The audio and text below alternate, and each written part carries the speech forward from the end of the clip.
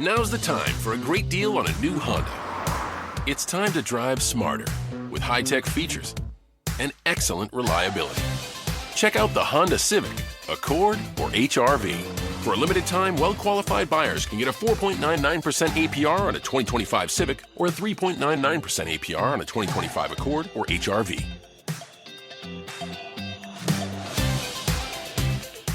See dealer for financing details. Exclude Civic Si and Type R. If you haven't heard already, we have got ourselves a new sponsor for the podcast. That's right, Aperio Athletics. You ever wish you could give back to the community and get some awesome gym gear at the same time? Aperio Athletics has you covered with 5% of all profits going towards the Canadian Mental Health Association. What a great initiative that is. Sign up for their rewards program and receive $5 off your next order. Use code JUNGLE10, I repeat, JUNGLE10, to get 10% off your first order. Visit the Aperio Athletics online store at aperioathletics.com to claim the benefits and rewards waiting for you. Be sure to follow them on Instagram and TikTok at Aperio_athletic to be the first to know all the latest product releases and exclusive offers. This podcast is sponsored by Aperio Athletics.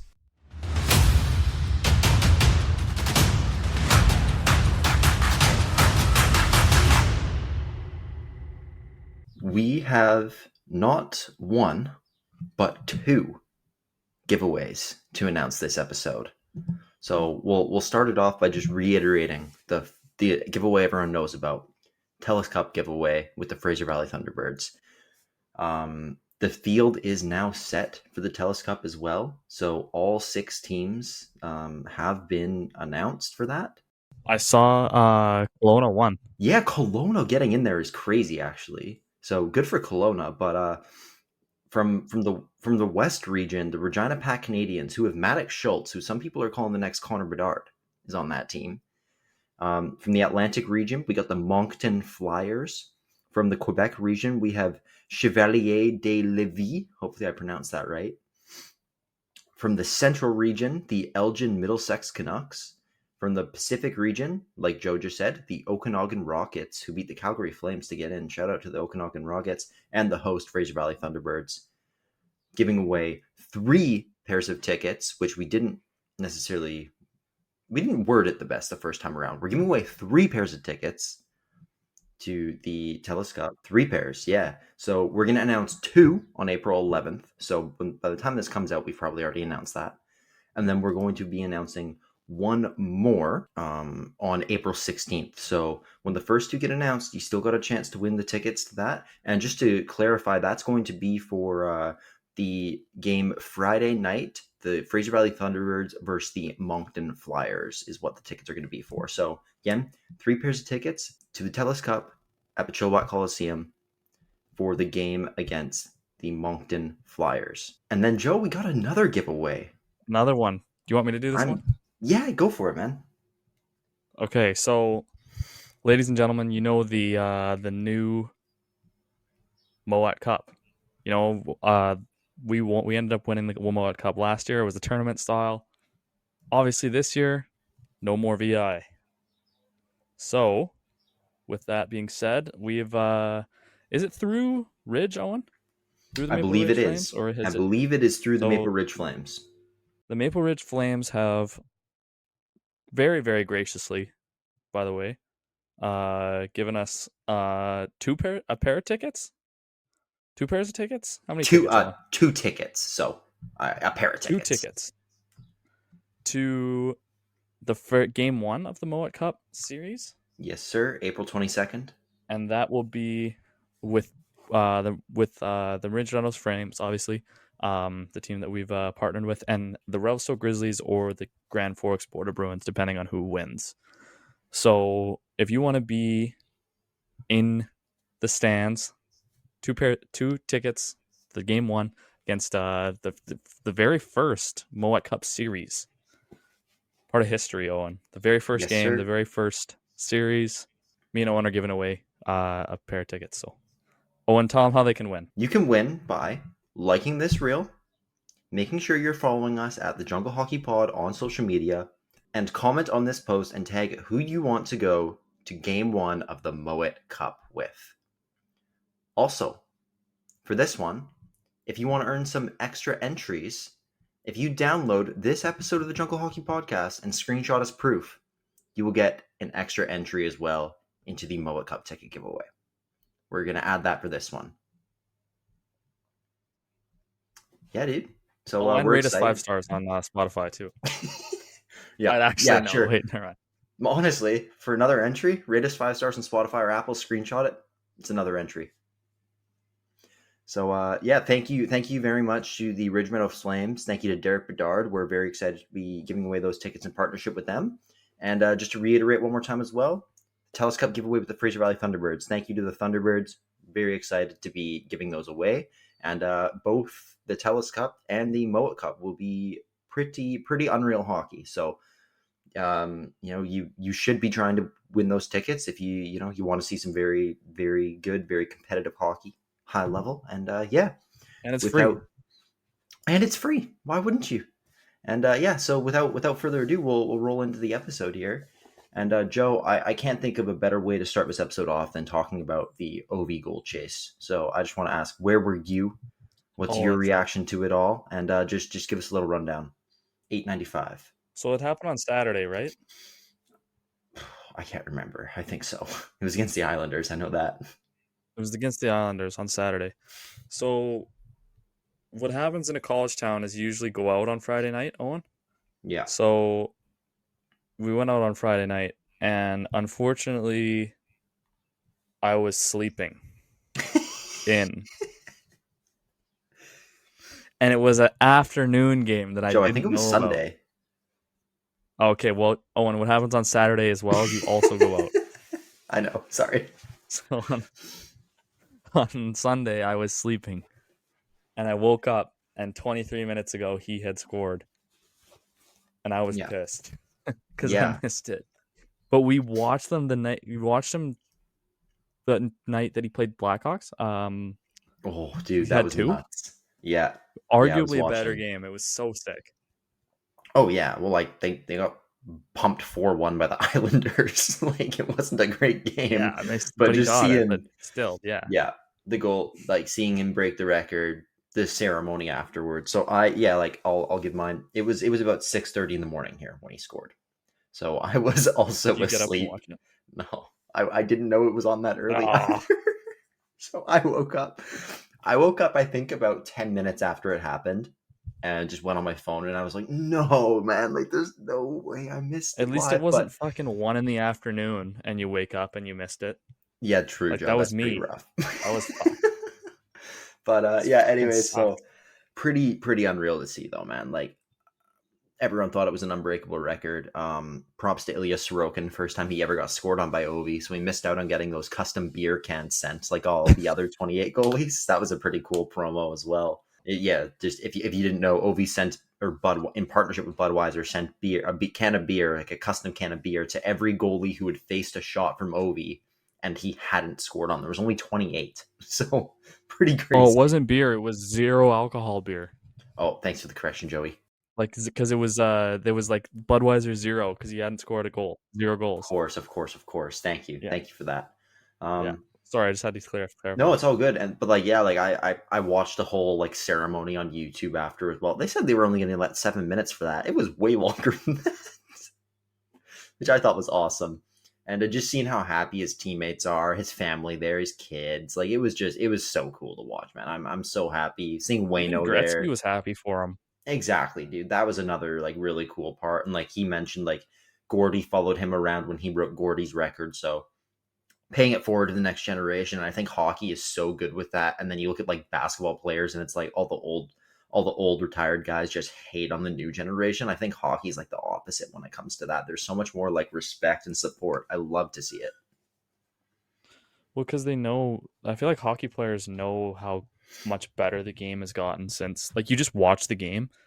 Like the old hockey players like will watch the new game and be like, holy fuck, I couldn't like play in this generation.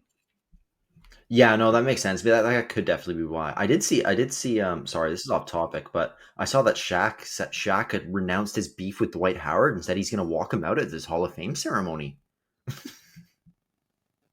What?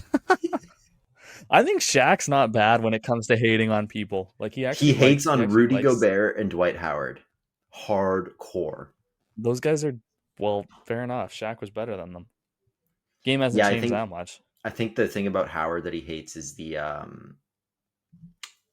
what is it? It's because he was like he wore the Superman cape in the dunk contest, and it was like people called him Superman, and Shaq's like, no, that was my nickname. Like Shaq's hated him his whole career for that. Anyway, sorry. It's like an Yeah, 08 or something. yeah, just get back. Yeah, sorry, but just getting back to it a little. So yeah, dude, like anything else for the OV gold chase? Just such a cool moment. I was really happy to see it. Yeah, I was pumped too. It was really cool. Did you do you see the list of the goalies that have taken like the arguably All backups. one of the most, yeah, it was all backups. And you know who led it? Was it Mike Condon? Wasn't he up there? No, he was up there, but it was Vitek Vanacek. Right. Yeah, of course. Who played for Florida Washington? Panthers, the backup. Yeah, but he's 19 stops on over. Yeah, true. That was crazy. I also saw Penguins legend Jeff Zatkoff made the list. Shout out Jeff Zatkoff. What a legend that guy is. There was Also, just like a random list of goalies. And then Cujo, do you see Ovi's tweet in like broken English? No, I saw him tweet today. It was like the first time he's tweeted in so long.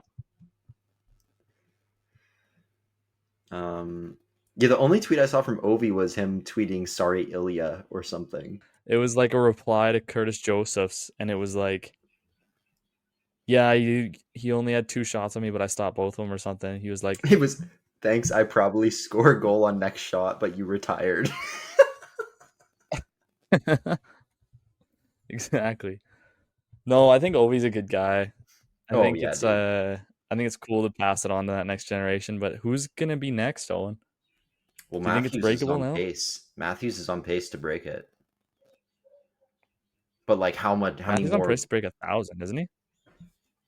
Well, I mean, think about like all the lockouts and stuff, COVID for Ovi that like delayed him. I guess COVID delayed Matthews too, but like Ovi had a lot more breaks in his season that hopefully the next generation of players doesn't have. And then like, but the fact that Ovi like broke his leg this year too, what? Like, It's fucking crazy. He's 39. So he's at 895. I think he's still playing. He has 1 more year left on his contract, so I believe he'll be playing next year. So what does he finish with? Like, is he drastically going to slow down next year now that he has the record, or is he going to keep scoring at a clip?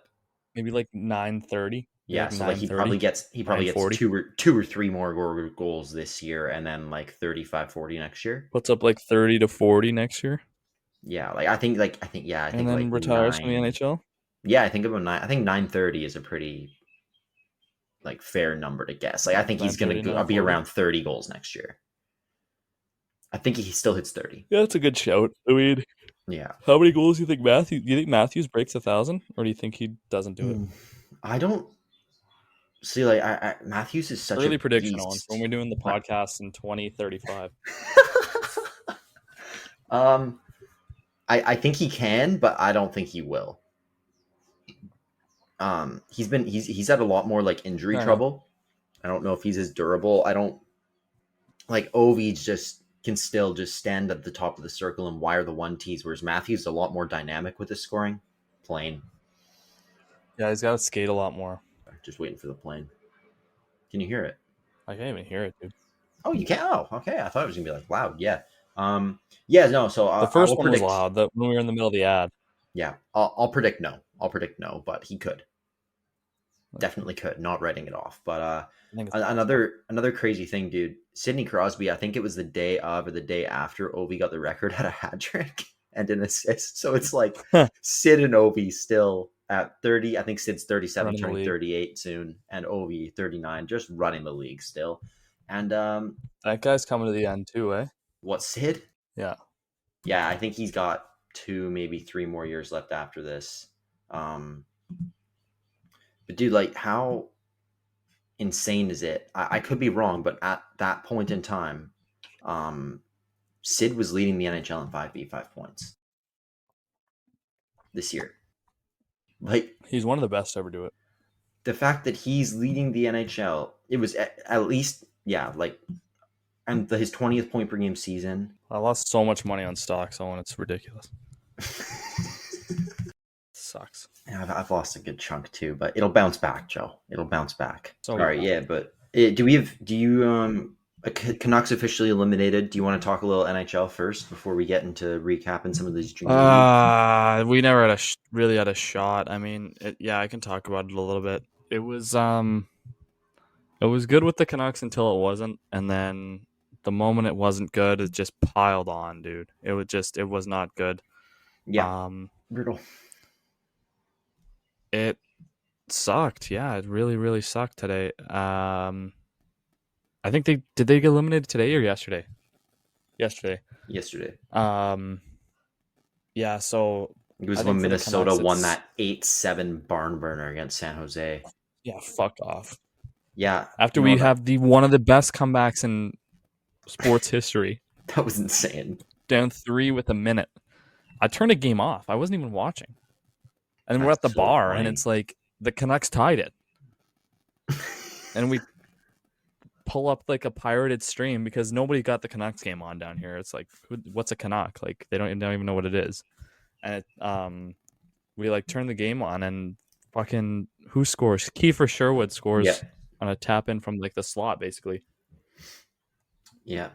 And it's like, oh my god, like maybe we'll go on like a run. Nope. Next day, 8-7 win for the Wild. Yeah, fucking ridiculous. I had a great move yesterday in fantasy hockey. I picked up Marc-Andre Fleury, seeing he was playing the Sharks, and was like, yeah, this will be good. This will be a good 3 points for the win. He won, and he was still minus 1.6, allowed 7 goals on 24 shots, dude. Nice performance. And then I had Binnington, who's been unreal. Oh, yeah. And then I had Binnington, who's been unreal, allows 4 goals on 19 shots to the Oilers, minus 2.1. So my goalies got me a combined minus 4 yesterday, and I'm down 9. And I think I'm done. Yeah, I think Malcolm Simpson is a very good fantasy hockey player, and I think he's got me beat here. Yeah, I think I'm cooked, but yeah, he's so good. His waiver pickups, dude. Yep, So I picked up Fleury, and he texted me, and he's like, fuck, I was going to pick up Fleury. And then I see he picks up Will Smith. I'm like, not a big deal. Will Smith, kind of streaky. And then Minnesota's up 3-1 in that game. Maybe 3-2, actually. Will Smith is nothing. At the end of the game, Will Smith scored the goal to tie it 7-7 to send it to overtime. He had a goal and 3 assists. He had like 6 fantasy points. Sick. Yeah, so really rough day for me as far as that. But I don't really think anyone cares about my fantasy hockey league, so I'll probably stop talking about that now. Before we? Sorry, I know we've been all over the place today, but I kind of like it. Yeah, with the season winding down, we don't really need as much structure, Like we kind of have less to talk about. What was I going to say though? Oh, so oh my god, I just lost it. Oh, what's daily life going good for you? I mean, I know schools. You still got your school. Dude, do you see my tan? You do look a little tan, buddy. Oh, that looks kind of like a burn, actually. Yeah, it is all red. It's just straight up burn. Just beard by the pool? Yeah, I was fucking lobster eyes by the pool yesterday. It was like 26 and sunny. Oh, the UV was pretty high, so we went and sat by the pool. Nice little waterfalls right beside it, so running water. It sounds nice. Yeah. And there's like these tanning beds, these tanning chairs, and they like go halfway in the water. Oh, if we just live the fucking life here, dude. Yeah, like, dude, that sounds so sick. The place you live is ridiculous. It's so actually crazy, man. And I called with Weirs. He was on Jamestown, and he said they had like a blizzard come through a couple days ago. And I was like, dude, I was sitting in the sun. All day on Saturday, or a couple days ago, whatever day that was. Fucking, that's crazy. Yesterday, Wednesday, and yeah, dude, it's just daily life here is fucking sick. It's so much fun. That's awesome. I literally go to class, come home, go to the gym, go sit on the pool. It's like, what a life. I couldn't even imagine going to school in like LA or like Florida. ASU. Like ASU. Wow, ASU is kind of less because there's like not that much water. Yeah, but they got like the pools at all the residences and stuff, I think. That's true. going to like sit at the water all day. Yeah, like sorry, you mean like the beach if you were in LA. Like the Yeah, beach. that's Like go like, oh my god, this should be living the life. But yeah, no, it was good. A bunch of fellas were hanging out, just having like it's actually lethal for beers because it's just like you The just heat. always want to have a beer by the water. Oh, Of course, dude. Why wouldn't you? it's so sick. You know, people probably know New Zealand's probably the same thing. Well, yeah, I mean, it's starting to get winter now, so like it's still, don't get me wrong, we're still getting 20. It's pretty much 20 degrees every day. Like it's even since I got here, it wasn't like I don't think we've had a day over 25. It feels hotter for sure. Like it feels humid, way hotter, but no, not even humid. It's just the sun. The UVs are crazy. Apparently, there's a hole in the ozone layer here, so the UVs are fucked. So it just you feel like you're burning up, and it's only like 23 degrees, and you're like, what's going on? But no, dude. So like I've just kind of been grinding away in the kiwi orchards, just craning the neck and picking kiwis and hitting my head on branches, and but had a nice pub trivia night the other night, dude. Have you ever gone to like a trivia night? No, dude. There's no. Actually, there is a couple There in probably is. over here.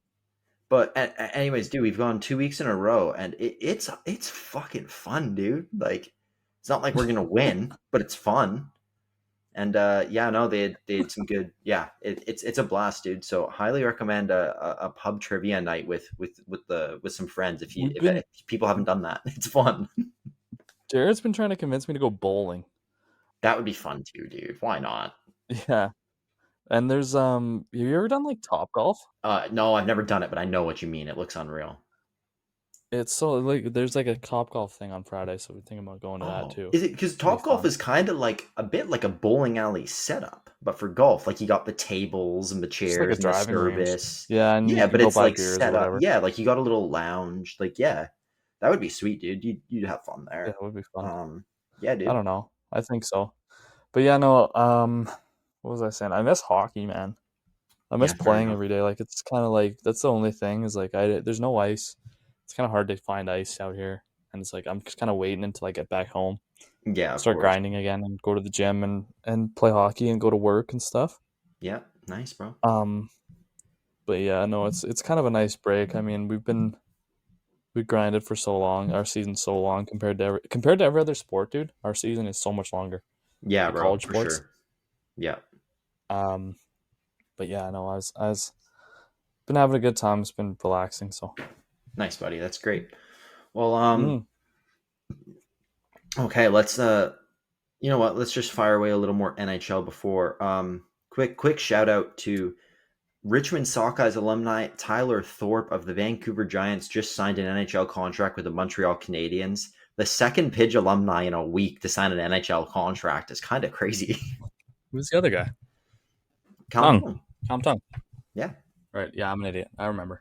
No, it's okay. Yeah. So yeah, just wanted to shout him out for that. Pretty insane. Like good for him. And he's a follower of the pod. So maybe we can get him on one day for an interview. That'd be a cool one as well in NHL. Cool. You know, I didn't know he followed us. Yeah, he does, bro. Recently, but yeah, a couple more NHL news. Ivan Demidov has signed with the Montreal Canadiens. Okay, forget what I said. I'll just cut that shit. Anyways, but I would love to see him join this team right now. Did you see in his contract there's a $550,000 signing bonus if he wins the Conn Smythe this year? I did not see that. That's a crazy fucking bonus. How insane is that for a rookie's agent to work that into his ELC when he's coming over in April? Like, pretty insane. That's nuts. Yeah, that's just like that's like a stupid bet that you'd put on Betway, and it's like plus 40,000 or DraftKings. Oh yeah, DraftKings. Code THPN. Yes, sir. The that you just put on $5 on and win like fucking generational wealth. Yeah, dude, it's yeah. Maybe he's got the bonus in there, and like he is a stud. Like Ivan Demidov is unreal. So maybe sprinkle a little action on that at a DraftKings Sportsbook. Not advice, just a potential idea. Because it looks like Montreal's really pulled away from the other teams and looks like they've locked up that 8 seed. So the NHL playoffs is essentially set. A couple more seeding things that need to be done, but the playoffs are set. Good question. This is the first time in, well, actually, no, I guess a couple of years ago, Vancouver and Pittsburgh missed. Um, good question, dude. I gotta think about it. Like, I don't really care Probably every which Canadian team except the Oilers. I would like. I think my prediction when we had Chenya on, we gave cup predictions, and I said Colorado. So I love McKinnon. I'd really I Colorado is always a team I'm rooting for. I kind of want to see what would happen if Winnipeg went all the way to the final. But yeah, I don't have like a team that I'm like really rooting for yet. Once I get a playoff, once I get my grandpa's playoff pool and see which players I'm choosing to go on runs, then I'll let you know who I'm cheering for, because it'll be based on that. But yeah, I won't be too invested in it. Like, I'll be watching for sure. I'm so excited to watch some NHL playoff hockey. But yeah, I'm not really gonna have a team that I'm hardcore rooting for. What about you? Man, the Senators and the Habs, whenever they go on a playoff run, it's just different gravy. That's Like, actually Ottawa. Ottawa's kind of a good pick. I might be cheering for Ottawa. I like that. Ottawa's a good pick. Yeah, I think Ottawa's cool. Mhm. In the West though, I don't know. Fuck. Maybe cheer for like, I don't know, LA. Okay, I don't hate that. The Kings would be like cool team to go see. They'll go all the way. I don't know. Um, Maybe Minnesota, but they suck. Maybe the Yeah, Blues.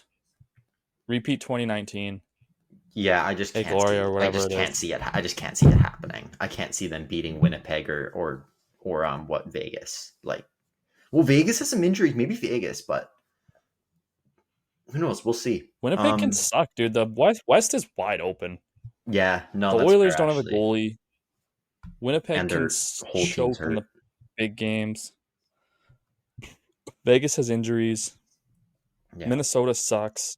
Yeah, they just got Kaprizov and Eric's neck back though, and Eric's neck had fucking 4 goals in his first game back. That's sick. Yeah. Nasty. Um,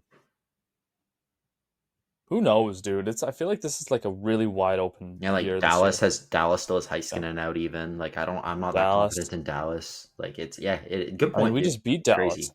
Yeah. And Pittsburgh beat Dallas the other day too and said it is Hattie. Exactly, dude. It's fucked. So I don't know. We'll Yeah. see. We'll Fair see enough. how it goes. But enough hockey talk. Yeah, I got enough hockey talk. Or no, enough NHL talk. Sorry, Or one more. I got one more thing about the NHL, and this one's really sad. Really like brutal news. Chaz Lucius, he's our age, 21-year-old, 03. He was a first round draft pick by the Winnipeg Jets. Announced that he's retiring from professional hockey. He was recently diagnosed with Ehlers-Danlos syndrome, or EDS, which is a hereditary disorder that affects the connective tissue but stabilizes and supports the joints and organs throughout the body. So basically, with the physical nature of hockey and his current injury history, he's been advised to retire, like by doctors. Like, he obviously does not want to do this. Came out with a statement, just kind of thanking everyone who's helped him, and says he's looking forward to being an advocate for all of those suffering with EDS and just for the rest of his career. But just horrible news, like getting that Oh, close. dude, And yeah. like I remember when he went to I think he played college first, like NCAA D1. Then he went to Portland and had like 15 points in 5 games or something. I'm a dub. Like, he is nasty. He's so good. He had 7 points in 7 games of the World Juniors for the States. He had a hat trick in the bronze medal game versus Sweden.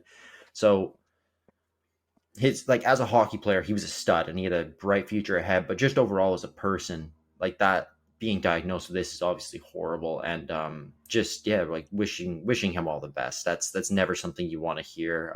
Just a No, career it's gone too brutal. soon, and hopefully he pushes through and, yeah, finds a bright future otherwise without it. He obviously seems like a pretty good guy. But yeah, that's kind of, I just I wanted to wonder kind if of the mention Jets will that. do anything for him. I really, you got to think they will, right? Like, they better, because that would be pretty brutal if not. Yeah.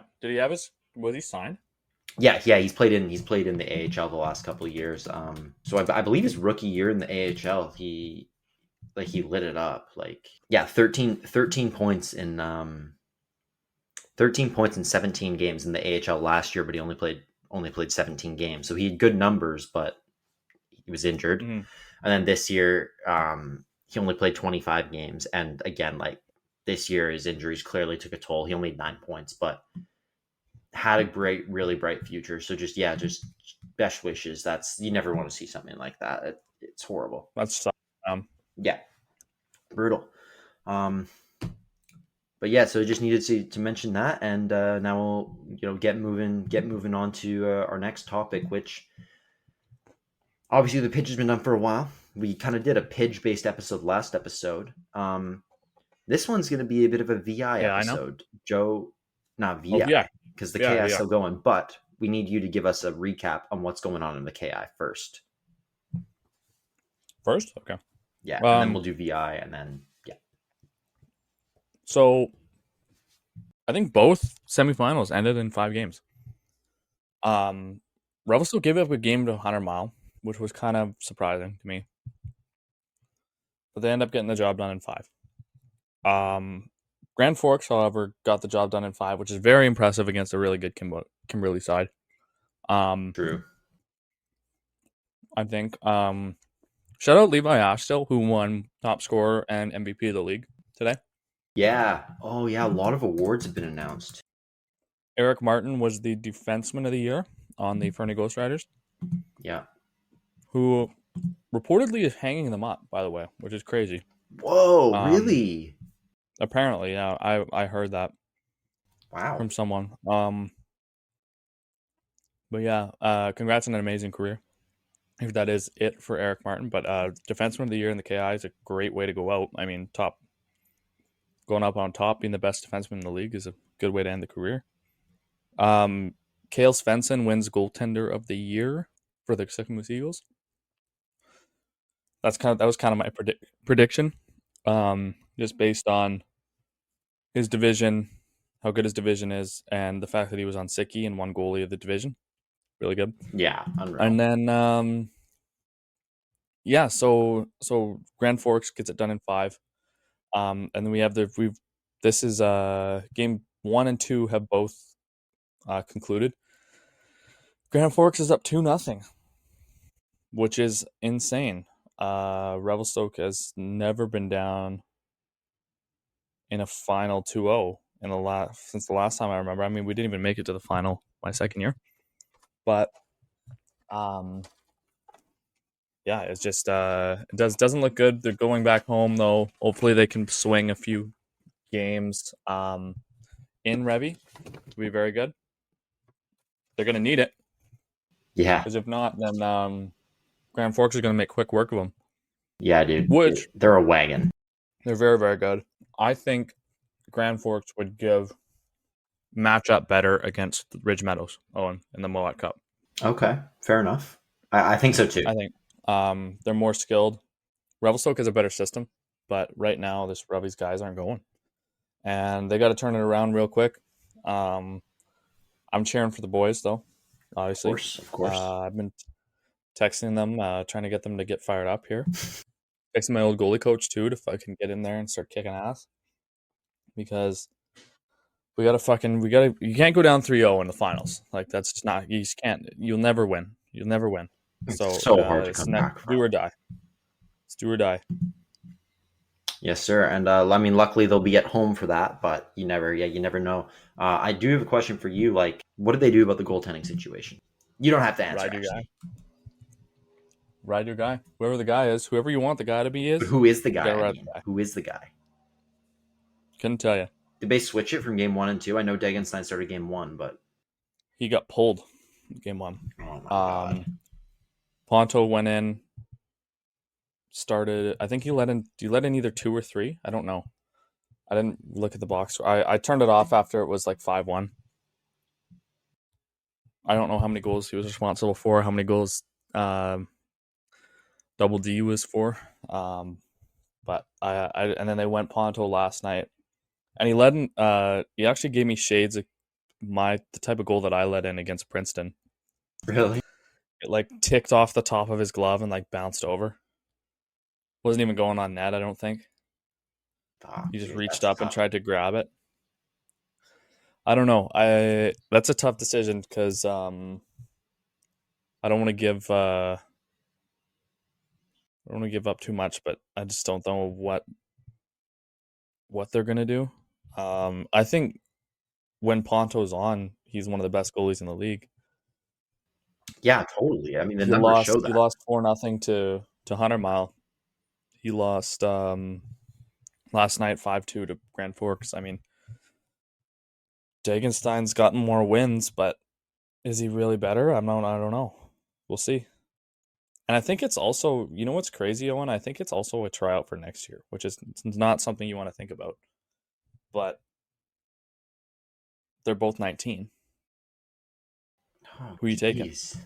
Good point, dude. I didn't even think about that. I just assumed that Dagenstein was younger. It's a tough decision, man. Wow, yeah, good point, dude. I don't want to talk about that because that's kind of pressure on both guys. Of course, but I wouldn't want to we're just reporting on cause anything, but reporting on. Yeah, I'm just trying to be even keeled. You're always thinking about you know what it is, what it's like running a junior team, right? You're always thinking about next year, and it's like, okay, who wants it? Yeah, bro. And I think it's for both teams too. For both teams, who wants it? Whose 20-year-olds are going to step up? Whose leaders are going to lead, and whose top guys are going to be top guys? And I think that's kind of how most series go. Yeah, no, I think that's a fair analysis, dude. I like it. So, yeah, very excited to see how the rest of the series plays out. If Revy can bring it back, or if Grand Forks finishes them off. Can't wait for this Mowat Cup. Don't forget about joining our giveaway. Yeah, it's gonna be such good hockey, dude. Whichever team makes it, even. Yeah, 100%. It's still just gonna be such good hockey. Yeah, kind of just a transition. Thanks, Joey, for that. Kind of just to quickly transition over now to the VI, which last we talked, I think it was about Game 6, and Game 6, Campbell River had a 3-2 series lead. Game 6 was in Campbell River. We said Campbell River was probably going to win. This is just another very consistent repetition of the pattern that whatever Joe and I say about the VI, the opposite happens. Peninsula wins Game 6 to force Game 7. In Game 7, they're down 2-0. Was it 2-0? I think it was 2-0. Yeah, they were down 2-0, come back to tie it 2-2. They tied it with like a minute and a half left as well to send it to OT. Crazier situations there than that. Unreal. And Jacob Caron scores the overtime winner for the Peninsula Panthers. Obviously, we posted the celebration. We posted them lifting the trophy, the winning goal. Check all those out if you haven't already. But what an unreal series and what an unreal season in the VI. Both these teams, just fantastic years. I mean, Campbell River went 11-6 in the playoffs. Peninsula went 12-4.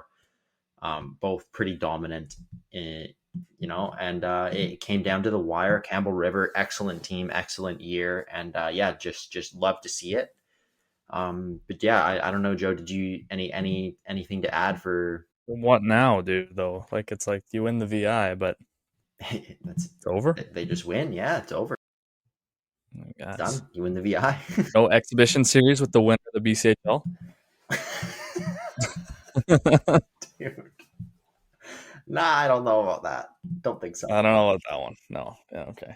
Fair enough. Shout out. So, I mean, like we said, Jacob Caron got the game winner, but shout out to Jan Felix Fopel of the Campbell River Storm on leading the playoffs in points with 21 points in 17 games. Ethan Lingard, Peninsula's captain, led the way for them with 20 points in 16 games. Just a great. I mean, obviously, it would be nice to see these VI teams play further and get to go up against the PIJ or the KI team as well, but that's not the case anymore.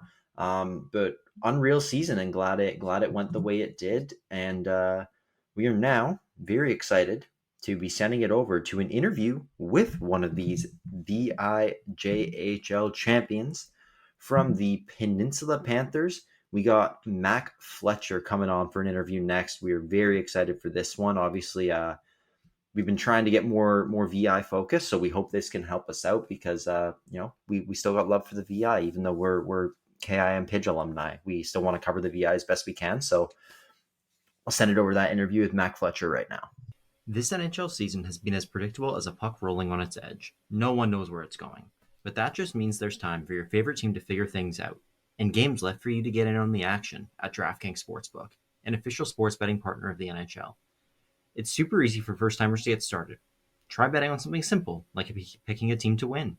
Go to the DraftKings Sportsbook app, select your team, and place your first bet. And if you're new to DraftKings, listen up. New customers bet $5 to get $150 in bonus bets instantly. Download the DraftKings Sportsbook app now and use code THPN. That's code THPN for new customers to get $150 in bonus bets instantly when you bet just $5. Only on DraftKings. The crown is yours. Gambling problem? Call 1-800-GAMBLER. In New York, call 877-8-HOPE-NY or text HOPE-NY 467-369. In Connecticut, help is available for problem gambling. Call 888-789-7777 or visit ccpg.org. Please play responsibly. On behalf of VIJHL Casino and Resort in Kansas, 21 and over. Age and eligibility varies by jurisdiction. Void in Ontario. Bonus bets expire 168 hours after issuance. For additional terms and responsible gaming resources, see dkng.co/ice. Our next guest is fresh off of winning the VIJHL Championship with the Peninsula Panthers. He's played for 4 years in the VIJHL, mostly with Peninsula after starting off with Lake Cowichan. From Victoria, BC, assistant captain of the Peninsula Panthers, Mac Fletcher. Mac, how's it going? Oh, we're doing good, boys. How are you guys? Doing all right, man. man. Excited for the interview. Yeah, no, me too. I've been looking forward to this the last week or so. So it should be fun. Some fun here for sure. You still hung over from the party or what? Oh, buddy, it's been bad. Like, yeah. You guys enjoy it? So like I live with a couple boys on the team at my house. I bill at them. So they all went home. Well, they went home on Thursday. So Wednesday we put in an effort in on Wednesday night. Wednesday. Yeah. And then like obviously Friday after the game was a good one. Got out of the rink around 12:30-ish, straight to my house, and we had a good time, and then just kind of kept it going from there the last week or so. That's awesome, dude. Yeah, you won on a Friday. That's a perfect day. Oh, it was unreal. It was unreal. And sold out barn too. It couldn't be better. Good timing for me. Yeah, we'll get into that. We'll get into that a bit more towards the end too. We'll get into full detail. Real quick, I see your name's Malcolm. Do you go by Mac? Yeah. Just to make sure. Yeah. Okay, cool. Yeah, I just do go by sure. Yeah, we're looking up your full name's Malcolm. Yeah, no, it's kind of weird. Like I don't even know why people call me Mac or how it came up, but I like it. So cool. Works for us, yeah. Oh, works. But yeah, anyways, well, I guess we'll start the way we always do. We'll just go back to the very beginning. So I see you're from Victoria, BC. So is that, where you grew up playing, and how did you just first get into hockey? How old were you? Any like inspiration, role models, whether it was family or just how, your hockey roots? Yeah, no, absolutely. So I grew up in Victoria. I grew up in Sydney, BC, which is like where Peninsula is near the arena.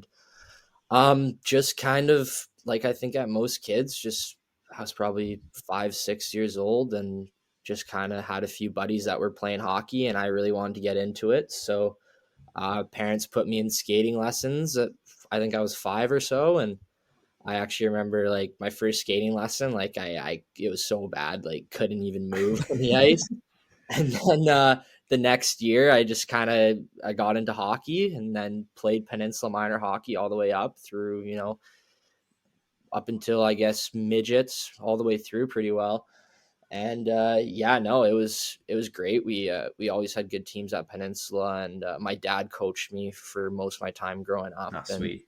So yeah, that's kind of how it started, how I got into it. And yeah, no, unlike most guys, like I chose to not go to academies or major midget and stuff like that. So I took a bit of a different path, but yeah, no, it was awesome. Yeah, ended up in the same place. How was that path? Like you you end up in the same spot as a lot of guys that did take that Yeah. route. Was it a little harder for you, or was it Well, like how'd it go? like for me at least, so when I got to, I guess it would have been like Bantam, so U15 second year, they started a new thing on the island. It was like, I think they do similar stuff in Vancouver. It's like they did like a zone team. So it was like Peninsula and Victoria were together, and then like the West Shore was together, and like all Yeah. these.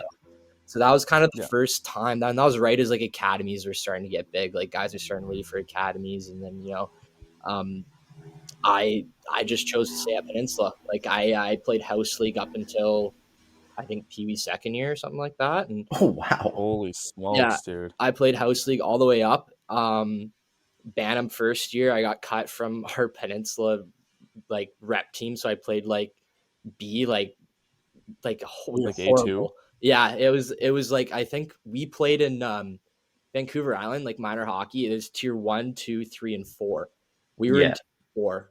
We were in tier 4, so we were just brutal. And That's then, like that's like what Mission A2 would play in Me and Owen, mainland. me and Owen yeah. played tier 3, so we weren't that much higher than you. Buddy. yeah, no. And then that season I remember it, like I had a like a pretty bad like injury, like back injury. And I missed like half the season, and then I came back, and I, for whatever reason, like I had grown like 6 inches and put on some weight. Oh wow. Yeah, like 9th grade was like a big growth year for me. Like it was insane. And then from there, I made like the Peninsula A team or whatever, and like played at the top team and up through midgets. And then kind of that second year of midget was that COVID season, and that's kind of when my like got like the extra training in, because we were just practicing because we had nothing else to do, right? Just practice, Yeah. practice, and just had fun with my buddies, and we just had a great time. Like it was all my buddies, like just kind of played Peninsula minor hockey. Lost a few boys to the major midget, but it was a great path. Like I couldn't draw it up any better, and we got to go to provincials a couple times, and it was sweet. It was awesome. What did your COVID year look like? Like what you said you were practicing a lot, but like what was like your minor hockey? Like me, I was playing Fraser Valley, which is major midget. Oh yeah. It was a little different. Like we had it a little differently, so I was just wondering what you guys went through. So this year was like it was a sick year of hockey. First of all, even though we played 6 games. So Yeah. and our league was I think we were the first one on the island to get shut down, because like we went up to Port Alberni, play the game. On the way home, they had like an outbreak of COVID on their team like that night. No way. So we get shut down like right away. We're like, shit, like we're done for a while. And then we get back into it. We don't play another game after that. We get to practicing. And so we were that season we were coached by these 2 guys. They're younger guys. I think they're like 30 or so. They're named Corey Coward and Brian Cross, and they were best friends with Jamie Benn growing up. Oh So, yeah, I way. forgot he's from there. Yeah. Yeah, so he was best friends with Jamie Benn growing up. So we obviously Jamie was up here. He wasn't in Dallas because of COVID. So we kind of were just practicing full time. And one day, is some guys suiting up to go out for prac, and it's Jamie Benn.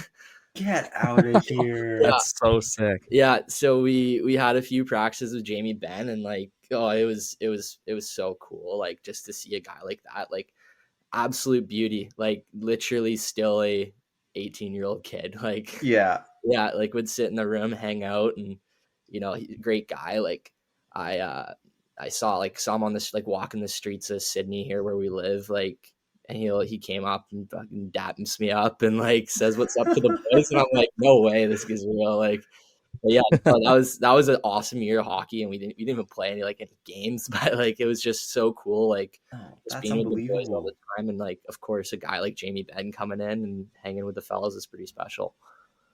Yeah, well, I got another question about him then before we get into your junior career. Like what? So obviously you said he was a beauty, like acts like an 18-year-old guy. So would he kind of just like stay, like was he just there to like keep his conditioning up, or was he there like kind of like mentoring you guys, a little bit of both? Like what was it like to like just have like an NHL legend, gold medalist out there with you? Yeah, no, it was like he kind of, how do I say it? Like he was pretty like nonchalant about it. Like it's like I honestly think he went out there because he wanted to hang out with his buddies on the ice or something. Yeah. And he would like hop into like a few drills like every here and there and like just go for an absolute rip. And like I remember one time I used to play D like in minor hockey. And we were doing some drills, like some retrieval drills, and Jamie Benn, like no gear on, like dumps the puck into my corner, and we're trying to like, just like work on making a breakout pass, and he just finishes his check on me in the corner.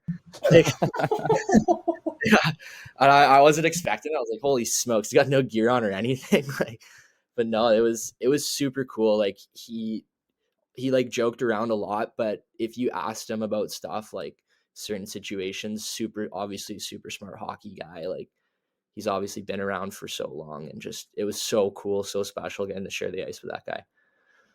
Yeah, what an experience. That sounds incredible. Yeah. That's pretty awesome. Cool. Yeah, no, it was super fun. And then we see that you transition to the VI and you start off with Lake Cowichan and then you end up in Peninsula. So what was just your whole rookie experience like, and how did you get picked up? Yeah, how'd you get picked up by Cowichan, and how'd you end up in Peninsula? Yeah, so that summer, that was right after the COVID year. So and I basically I went to try out I went to a few camps, and it was when I'll mention this because it'll be kind of funny later. So the parents couldn't come into the camps at the time because like it was still kind of COVID, right? So I was going to, where was I going? I think I was going to play spike ball with some buddies one night, and I got a call from, I guess he was like the coach of the West Shore Wolves or something like that at the time. So he calls me and he's like, hey, we want you to come to camp. I'm like, okay, sweet. So tell my dad or whatever. I'm like, hey, like I would like to go to this camp or whatever. So I go to the camp. And I played unreal. Like it was a great camp.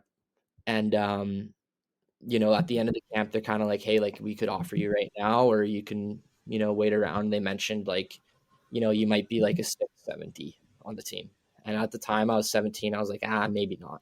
So I go tell my dad that after, and he's like, oh, I'm surprised you got offered. Like, it's your first like real junior camp. And so, anyways, the next weekend, Peninsula hosted a camp, and it was 3 teams were in the camp. So it was Kerry Park. Oh, like like 3 teams came to the camp. Yeah. There's like 10 teams, huge camp. So it was Kerry Park, Peninsula, and Lake Cowichan, and it was Lake Cow's first season, right? Yeah. So I go to like the first day of the camp, and basically just, I don't know if the camp was really bad or I had just developed a lot. It was just, or I just played like the best hockey of my life. Like, and on the first, like after the first practice, like Cowichan like came up to me and was like, hey, like we're really interested in you. Like, keep up the work this camp. Like we're really interested. So that night we play our first game, and at the end of the game, the coach at the time just kind of came into the room and like, hey, where's Fletcher? And he just came out and he kind of just put the contract down. He's like, hey, like, here we go. And so I go out and I kind of like, I tell my dad, I'm like, I just got offered by Lake Cow. And he's like, if I'm being honest, like, I wasn't expecting you to look this good at these camps. Like he hadn't seen me play in like a year. Like he hadn't seen in a year, and he's like, holy smokes, like it's the Jamie Benn effect, buddy. Literally, it was all on my boy right there. And basically just kind of just got offered the contract, and like I had to think about it pretty hard. And so we ended up kind of waiting a day or so, and we talked a lot with the ownership, and Peninsula had offered me as well.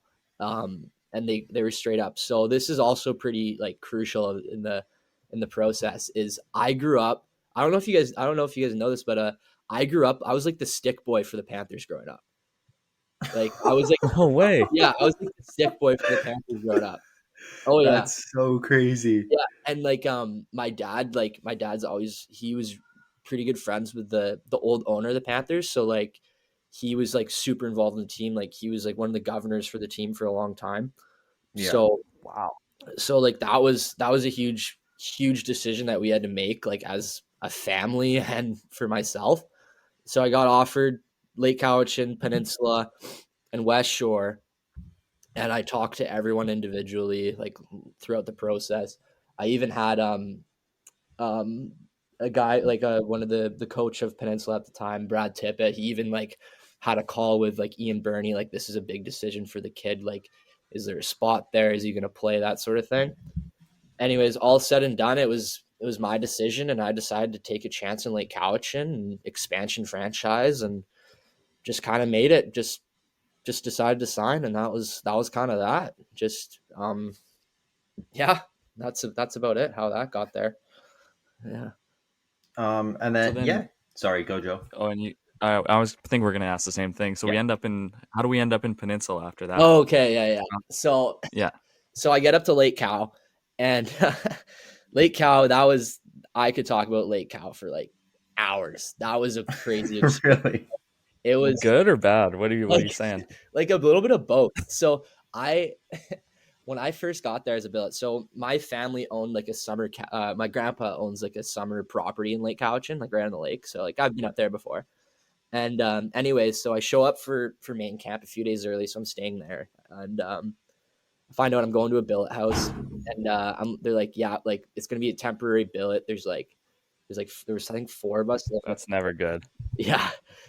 I go there, and I'm staying in their trailer outside their house. Out of here. Yeah, I was living in their trailer for a few weeks. I was living there with a guy named Rylan Semenuk. He played for Lake Cal too, and obviously, and yeah, no, and I won't lie, that was the most fun I've ever had in my life. Was living in that trailer with the boys. Wait. Yeah, Both of you were in the one trailer? One You didn't trailer. get like your own trailer. No. We had like, it was like we both just lived in like this tiny little trailer. Like it was like, I don't know, 15, 20 feet long. Like, and oh my God, it was so much fun. So much fun. Yeah. Our billets there were amazing. There's the nicest. Oh, great. people. That's always Like, good to hear. They were That's good, man. unreal. Unreal food. Like everything was just so much fun. They had a couple kids too they were a few years older than me. And it was the summertime in Lake Couch, and so like they were tossing parties and stuff like that all the time, and like it was a good time. Like couldn't be better. And then I at kind of, I guess, September time, because I had to go back to high school, finish out high school up there. So I ended up moving into a billet kind of closer to like Lake Couch, and as a like their town or whatever. Yeah. Moved out there, got moved in with the amazing family. Still talk to them all the time. They had 3 kids. They're absolutely amazing to me. I couldn't say enough good things about them. Still see them every once in a while too, which is amazing. So I'm moving into town, going to school, everything like that. And I was actually, it was right at that kind of the end of September. I was playing, I was in the Nanaimo Clippers main camp as well at the time. And Okay. so we're playing up in Nanaimo. I want to say it was kind of the end of like the first week of camp. So they're kind of starting to like set the rosters for like exhibition and stuff like that. Playing for, like, our season had already started too. Like, Were you 18 then? I was at that camp. I was 17. 17. Okay. So yeah. Okay. Never mind. I was gonna say I was there the next year. Oh, I didn't want to. Yeah, I wanted to see if you were there at the same time. So you were there 22, 23 then? Yeah, the year after the year you're talking about right now. Okay. Yeah. So yeah, so my 19 year, your 18 year. Oh, okay. Yeah. Yeah. So anyways, so I'm in that camp too at the time. Things are going well. And one night we were playing for Lake Couch, and I had a day off in Nanaimo, so I'm going to play for Lake Cow. We're playing up in Oceanside. It's a Wednesday night, and first period just kind of get ran from behind like pretty hard, and I ended up banging up my knee a bit. So I was out 6 weeks, and yeah, I think it was 6 weeks. Come back, play a couple games. We're on a bus ride home from Port Alberni, and I remember like the coach was on the phone like all day, all day, like wake up in the morning to a call that I got traded to the Nanaimo Buccaneers at the time. Uh-oh. Yeah. So at the time, Was that the one in 39 team or something? oh yeah, the first one in 47 team. The first one in 47. So I get traded there. So I remember like our coach calls me and he's like, I was obviously pissed off. Like, who wouldn't be? Traded to the worst team in junior hockey at the time. Like, so he kind of gives me a call and he's like, yeah, I hate this side of hockey, but like you're going to, this is where you're going. Like, this is how it is. So I kind of look at my phone after I got a text message from one of my buddies that actually I played Peninsula minor hockey with growing up. That was on Lake Couch. And he goes, I just got traded to Nanaimo. And so it was Oh my we God. both get traded to the Bucks. And so he's like, I'll pick you up. We'll go to the rink. We'll grab our shit and like, we'll just figure it out from here. It was the day before my birthday too. Day before my birthday. Oh, No way. Yeah. And so anyways, call my dad. I'm like, hey, like I got dished. And he's like, the first thing he goes, fuck you. Like, no chance. Like you're not going there.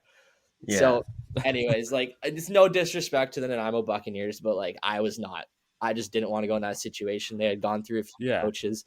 They did have like, I think it wasn't even necessarily like the players and the coaching and everything. I think there's like some outside influence on why that team was so bad for so long, but won't get into that. Anyways, pack up the billet house, go home. And that week I did nothing. Like I had nothing to do. Like I had to switch schools again, switch hockey teams. Oh my God. So That's a nightmare, man. it was horrible. But just kind of after a week or two, just I got back in with Peninsula Minor Hockey. I started practicing with the Panthers. And then a week or so later, I played my first game for the Panthers. I want to say it was like November-ish of that year. We played the Victoria Cougars. So, yeah. Do you have to get traded from Nanaimo to Peninsula? Yeah, or did technically? Nanaimo Like, just release you? Yeah, no, when Nanaimo was like, hey, like, you coming up or no? I was like, no, like if I'm being honest, like I'm just fair enough. Like I'm not doing it. And he's like, oh, like I understand. Like they just fired their coach. He was a new coach. He's like, I get it. It's a tough situation to get into. So yeah, and I actually heard that day. So there's the two of us from Lake Couch and that got traded there. There was like 3 or 4 other guys that also got traded there that declined the trade, I guess. So it was a tough day. It was a tough day for that. But yeah, no, then I just kind of got my release from Nanaimo and then got back into minor hockey, Peninsula with the boys for one last year. And then was APing for the Panthers, played I think 7 games for them that year and then a couple playoff games, which was awesome. It was so awesome. And then that year of minor hockey, we went to the provincials. It was in Campbell River, and so that was obviously pretty special to kind of go out with the boys that you've been playing with for the last 12 or so years, whatever it may be. So yeah. That's kind of half how I got out of Lake Couch and how I got out onto Peninsula. Then of course at the end of that season, I just kind of signed a contract. So yeah. Yeah. Sorry, Joe. Yeah. You go. I got it. What were you gonna say, Owen? Actually, I think we were probably gonna say the same thing, dude. Well, I was gonna say, you win a chip. This is your second VI championship, right? Like I was an AP for the Panthers last time they won. So like, did you go to Cyclone? I did not play in Cyclone. No, I went over there. I think on the second day just to kind of like hang out with the boys. Right. Do you remember? Do you remember a pretty long shootout in that? Yeah, 17 rounds. 17 rounds, right? I was in net. Oh, were you really? Yeah, for Revelstoke. Wow. Yeah, no. That was a long game. That was a long That was insane. Yeah. It was ridiculous. Was it 17 rounds? 17 rounds, yeah. And our AP ended up scoring the game winner. Yeah, it was so funny. fucking insane. Yeah. And nobody scored either. That was the thing. was Is like one goal, it right? wasn't like we would score and then they would score. It was just like no one scoring. Yeah, no, it was bizarre because that was the last game of the round robin, right? Yeah, we were both Both playing in last. third place anyways. Yeah, so didn't. So it was a mean nothing game, but still. Yeah, no, it was pretty crazy. I do remember that like pretty vividly. Yeah. It was so sick. Yeah, no, I was like, I just could not wait to get out of there. Like, Yeah. it was so. Yeah, it was. My parents were sitting up there and they were sleeping, but so yeah, compared to like the current championship, obviously you're way more involved. Mm-hmm. That first one, was it a big deal for the town or was it? Oh, that was a huge deal. So that whole season, like, first of all, we had like Riley Braun, he was our captain that year, 120. Yeah, That's insane. I'm gonna say it, best junior B player in history of ever. Just say that. And then, immediately followed by like Logan Spears. Like Spears, he had over 100 points. Like I had Yeah, you guys were a powerhouse for sure. Yeah, like realistically, like our rink, like Panorama, like we're on average, like average season, average team, we're getting like 200-300 fans kind of thing. That year we were getting like 400 or 500 like every game. Yeah, that's unreal. Yeah, and of course we play the Jennies in the finals, and they're a good team. Like they're a solid team. And I remember like game 6, that I think that was probably the most packed I've ever seen Panorama, honestly. That and then last Friday, of course. Yeah. For our game 7 finals. So like I will never forget that. That group of boys was amazing. And even just like of course that season was it was a really big deal that we won, mainly because Grant Gilbertson, our teammate, passed away that year. I remember that, yeah.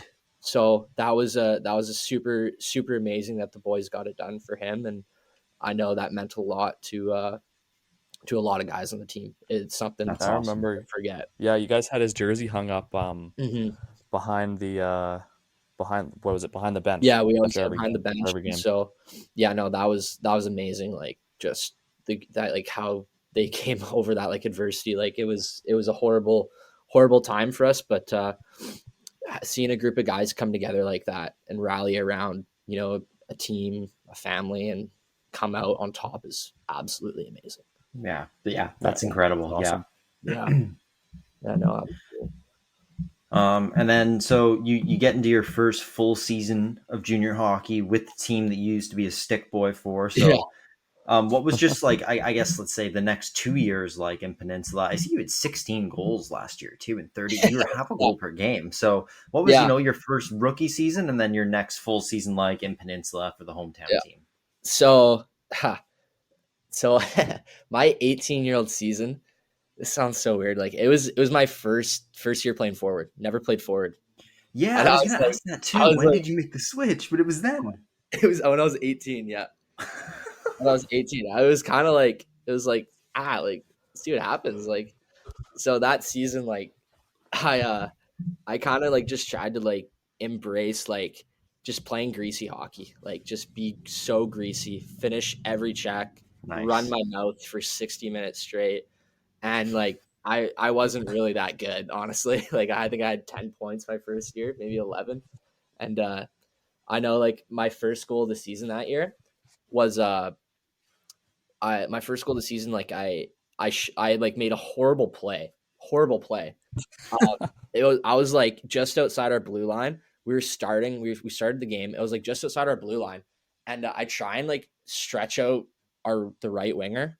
Horrible pass, terrible, and it like bounced off the end wall, or no, oh no, it hit the goalie. It bounced out, and their D-man put it in the net. No, that was cool. And just like say how fucking bad I was. That was the happiest I've ever been in my life. Like I like full on like jumped in the fucking glass like in my own end when I scored that goal. So like that was just it was just like, and then kind of like from that I was like shit, like I gotta find a way to kind of like contribute. Like I'm not gonna score goals. I'm not gonna like not like a fast skater. So I just kind of embraced just like being a bit of a rat out there. And that's kind of when I kind of came into my game, was that season, was just kind of finishing hits and running my mouth. And it worked out for me for the most part. And then kind of that year we played Saanich in the first round and lost in 6 games. It was a really good series though. So I come into my 19-year-old season as like, I'm a little older now, a little bigger, a little stronger, have some experience. And I kind of just played the same way, played greasy.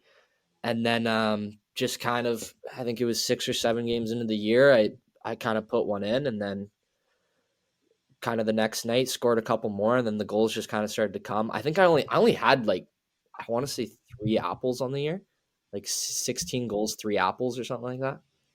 Holy Yeah, shit. 16 goals and 3 assists Yeah. in 33 games. So, but no, like that's just kind of what I did. Like they're mainly off the power play. Like I got to shout out Ethan Lingard for just ripping it off my shin pads and they would go in the net. So So big net front guy. I lived in front of that net. I Nice. lived in front of that net. Okay, that makes That's sense. I'm gonna have like permanent bruising on my back from like the cross checks. Yeah, Just in the it's never back. fun. Like, no, and the blockers. Oh, I've eaten some blockers in my days, and Yeah. a lot of blockers. So yeah, that's kind of the 19-year-old season. We I guess this is a big one too. Is that season we ran into some, like, our D were all injured, so I went back there and played D for 4 games, and then that 4th game playing Kerry Park at home, kind of go back for a puck and just kind of get hit. Wasn't a hard hit, wasn't like a dirty hit, just straight shoulder to shoulder into the boards and popped my shoulder out. So dislocated the shoulder. That was most of the season, and of course, like, things always happen like that when like things are going good, right? Like you're playing your hockey and then that happens. Yeah. So that sucks. We going into January, like our team, like we weren't playing good. Like we just didn't have the horses that year, right? Going to the playoffs, get swept by an unreal Victoria team that they ended up losing in the second round to the Preds, who ended up winning. But no, that's just kind of how that went. So yeah. Right. And then, I mean, obviously, now the last year that just happened, you come into this season, assistant captain, 20-year-old season, and just kind of talk about the whole team this year and what went on from start to finish, any adversity, the playoff run, and obviously, as everyone knows, Game 7 overtime win at home to win the championship. So just walk us through the whole year, especially with it being your 20 year. Yeah, no. So it's pretty crazy to think that like it's already done, like it's over, right? Like it was an amazing season. But so last April we had our ID camp, and like we had some nasty players come out to that camp. Like I had never seen a camp like that before. Like did a lot of recruiting, like our team did a lot of recruiting over the summer, and then kind of, you roll into August, you never know what the season's going to bring. You try and work as hard as you can in the off season. And so it was August 18th. We come into town for camp, and best group of boys I've ever met. Like first week, like it was the best group of boys you could ever ask for. That's awesome. Everyone became like best friends right away. And, I had a couple of guys living at my place. Like everyone was kind of living in the same kind of area. Like it was close enough. And so, we kind of like at the start of the season, we're like, yeah, we're going to win at the championship this year. Like this is the year. This is the group of boys we're going to do it with. And, kind of the year goes on, and just another thing too is like, you look at a lot of teams, like I'm going to say it, like Kerry Park, like they had so many guys come in and out of their team, like throughout the season. Like, I don't even want to know how many cards they used. Like we've only had like 25, the same, like 25 guys, like the whole year, which I think like made us so strong. It's a big deal. Yeah, it's huge. So we kind of just, the season starts, and first of all, the league was a lot different this year. I was gonna say that probably has a lot to do with the way that they joined the BCHL kind of and left off to Canada, right? I mean, to me, like it did not affect me in any way, shape, or form. I'm 20 years old playing in the VI. Like I'm not going to the BCHL, so like I didn't really care. It was like. It's like, it's kind of weird because like we've only ever, like on teams like I've played with in the past, like for Peninsula, like there's only a couple billets like on each team. This year we had like 17 guys billeting, or so. I don't even want to know. Like we had so many out of town. Oh, so many out of town guys. Wow. I think we had 5 Americans, like 4 or 5 Ontario boys, like guys from the interior of BC. Like, Is it guys that come over that want to play in the B show, but then just aren't good enough, basically, and have to play a year junior B? well, what it kind of seemed like is like during camp and stuff like that. Like we're affiliated with the Smoke Eaters Trail, Yeah. so like Yeah. Trail was at like our camp. So I think what they're Right. trying Okay. to do, what they're trying to do is make it like a farm system up, which Yeah. Yeah, right. kind of works. And so the other thing is too is like guys from other provinces can come over at 16 or 17 now too. You can have more Yeah. 16-year-olds on a team. So they're really trying to make it like that development league to the BCHL, which I think is great. But this is like one thing that I truly do believe is the VIJHL. Like they did not move a lot of guys up this season. Like honestly, like for what it was sold as. I think if they want it to be successful and they want it to keep going, is the BCHL's got to make a smaller roster or something like that. Like they got to have, so guys are getting called up because like BCHL guys have 25 guys on a team. Like you got to have at least 5 injuries before you're calling up a VI guy, right? Yeah, Right. okay. But Big anyways, rosters. yeah. But anyways, like they tried to sell it as the farm system, and I mean it worked. A few guys got called up, but you could definitely see in the league like it was a lot more skilled, like a lot faster, just kind of some more talented players, I guess you could kind of say, coming in. And yeah, no, it was a super good season. Like it was, yeah, the skill like just alone was amazing to see this season. Like and like I don't know like what is like the PJ, like that's a pretty like skilled league, right? The PJ. Yeah, it's really top heavy. Like the top teams are unreal, and then there's a huge drop off. Okay, yeah. Yeah. And So you're it's like Ridge is amazing. yeah. And then you're a KI, right? Yeah, I was. I played on Revelstoke. Revelstoke, yeah. So yeah, so we ended up making like that tournament thing twice. Or no, we played all 3 years actually. So we kind of got a taste of each league in those tournaments, those little tournaments, but our league is definitely more physical and like tighter area, like work the puck down low type thing, Yeah. less skill, more grit, More and defense, hitting. grit, Very defensive, structure. I would Yeah. say Yeah. more See, like, depth. Like Wait, yeah, it's more depth too. Yeah. Like I'd say that's the our biggest third line. difference. Our third lines were like good mhm. for good lines in the PJHL, right? Oh Yeah. I don't know. Yeah, Yeah, I no. think so. like in the VI, like before this year, like I would say it's almost a mix of like those two leagues. Like some teams are super physical, other teams won't even touch you. It depends. Like the 2022, 2023 like Oceanside Generals, they like may have been the best team like the league has seen in a long time. Like their mix of like skill and physicality was crazy, but kind of like the PJ, like there is that drop off. Like there's a Yeah. huge drop off. Yeah, they didn't have very many. I remember playing against them. They didn't have very many. They had really, really good top guys, and then the drop off was just like if you could expose our third line against their third line, it was like it wasn't Yeah. close. Yeah, no, absolutely. So, and then this year, like in the VI, like you kind of saw like a much more rounded rounded teams. Like anyone could win on any night. That was one thing. It Yeah. didn't matter who you had in your lineup. Like probably the best goaltending the league has ever seen was this season. Like it was pretty cool to just kind of see how it changed like that. Fair enough. And just kind of the development of the guys. So yeah, that's kind of how the VI looked this year. And then I guess I'll get back into kind of our season. I hate to do this though, boys, but I gotta run. I got a team meeting at the rink in about 3 minutes here. So It's I gotta okay, run. Joey. I can finish it up.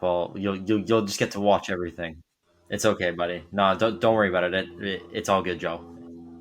Yeah, you can leave, and then worst case, I can send you a link to fix the upload later. Sounds good, buddy. Okay. Okay. All right, bro. See you later. Yeah, I'll see you. Yeah. It was an honor. Yeah. Thanks, buddy. Thanks for coming on. I appreciate Yeah, it. no, it's been fun. It's been fun. Okay. We'll see you later, bud. All right. Yeah. Thanks for having Okay, me, see you, buddy. Joe. Thanks for coming on. I Yeah, appreciate of it. course. So yeah. Just get back into just talking about your regular season, and and then eventually the playoff run in the championship. Yeah. No, absolutely. So our team kind of like, I would say we went on like that 14, I think it was 14 game heater, like kind of middle of the season, like unreal through like we're undefeated through November and most of December. Then we kind of come into the new year a little slow, like started losing some hockey games and things weren't quite going our way. Like we just weren't getting the bounces. And that was at the time Kerry Park was kind of playing their best hockey. And Yeah, they so were on I think fire. they were playing really good. So I think it was kind of end of January, we were tied with KP, or we were up by a point. We had a game against them and they beat us like 6-2 or something like that. And, you know, we were kind of like, we were the dogs all year. And like now we're not. Like now it's, they're them. They're riding the high at the top of the league. So the next few weeks kind of play out and we play some good games, play some bad games. And then we just kind of start to find our way again. We just started doing the little things better and just kind of played better hockey, kind of going into playoffs. So playoffs too, like right before playoffs, we acquired Hunter Farr from Oceanside. Guy is a stud goalie, like unbelievable. Huge reason why we won that championship was him. So we roll into round 1 against West Shore, and we like West Shore they were pretty good all season too. Like they had a good team. Oh yeah. They had 6 Their good top teams. line was sick. Yeah, they had some nasty players on that team, lots of skill. And we just kind of roll in there and, you know, games 1 and 2, we win the first one. It's a close one. Game 2, again, like another close game. I think they beat us 3-2 with an empty netter, but a couple scraps. And then, you know, game 3 happens, which is obviously a big one at home. We beat them in I think it was double overtime or something like that. So that's obviously big. And then we just kind of roll them the next couple games, just play our best hockey. Then we wait for Kerry Park. They're playing Victoria in a pretty good series. And we kind of just roll into KP. And what we kind of saw was like, this is our time. Like, we really got to bear down. Like, these guys are playing some nasty hockey right now. Like, they have a guy with 100 points on the team. And we just kind of played game 1. And we played 4 perfect games against Kerry Park. Honestly, we played like our best 4 hockey games we could possibly play against that team. And a team with probably some of the best offense, obviously the best offense in the league, arguably in the province at the time. Like they had like point per game guys on their fourth line. Yeah. Like I think it was ridiculous. Like 4 of their defensemen were point per game. It was nuts. Yeah, like I think his name was Ryland Davis. He was on their 4th line. He was the prospects game MVP. I want to say he had 20 goals. 19 goals or something like that. And that's like their 4th line. So it's like, holy smokes. But we just played 4 perfect games against them. Like, just we really focused in on shutting down their top guys. And we earn our spot in the final. And we played Campbell River, and the first 2 games we win the first one. They scored early in the 3rd to make it 1-0. Then we score 4 straight. Yeah. And then game 2 was up in the Riv, and we won. You know, I think it was a Wednesday night, and now we're in the driver's seat. Like, now we're pumped up. We go home on Friday to play them at home, and that was kind of like the biggest goal of that series. The biggest game of the series was obviously that game. Then we obviously 0-0 at the end of regulation. We go into overtime, go to double overtime. So now it's like, this is the biggest goal of the series. Like, if Campbell River scores, they're right back in it. If we score, it's 3-0. Yeah. Up 3-0. But so I think it was somewhat early in the second overtime. Faux pal. Guy's nasty too. Holy smokes. He tucks one in. Sick. Yeah, he tucked, and then they win the game. We got to go up to the Dirty Riv the next day, so we go up Saturday night at the Brindy. Fucking electric. First of all, unreal fan base there in CR. Yeah, no kidding. Yeah, like it was packed up there. And so we go up there, like, beer gardens are buzzing up there, the fans are buzzing, like, and they come out and they played their best game in the series by far. I wouldn't say they dominated us, but they blocked more shots, they won more draws, they just did the right things. So now we're 2-2, and we're like, oh shit, well, we had it. So now it's time to put the head down and grind. And I remember, so that was on Saturday. we played on the Monday, and our coach told us like on Sunday, like all you boys got to like go out and do something together. Like, so we went out, Nice. went out into Victoria and did like a big walk, and then went out for dinner, and probably stayed out a little later than we should have, but who cares? We had paid off. Yeah, we were playing pool, and we were just having a good time. Like, we were gripping the stick too hard, and just we had to just kind of enjoy the moment again. So we kind of go out for game 5 now. Yeah. Game 5, and then tied 0-0 and make a bad turnover, and they go down and score, win the game.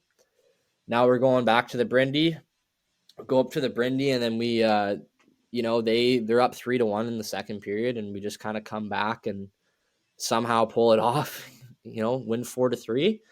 And then Friday night, our barn, game 7, like, it's kind of what you dream of your whole life, right? No like, kidding, man. It was pretty crazy. Like, it's before most games, like, I kind of go for like a little run, like upstairs, like over in the stands. And it's kind of funny. Like, I couldn't go for like my run because there's so many people in the building. Like I couldn't like move. Like, I could barely walk back and forth. And I just kind of remember kind of looking around, like, all right, we're gonna lace them up one more time tonight and see how it goes. So, first period kind of goes by.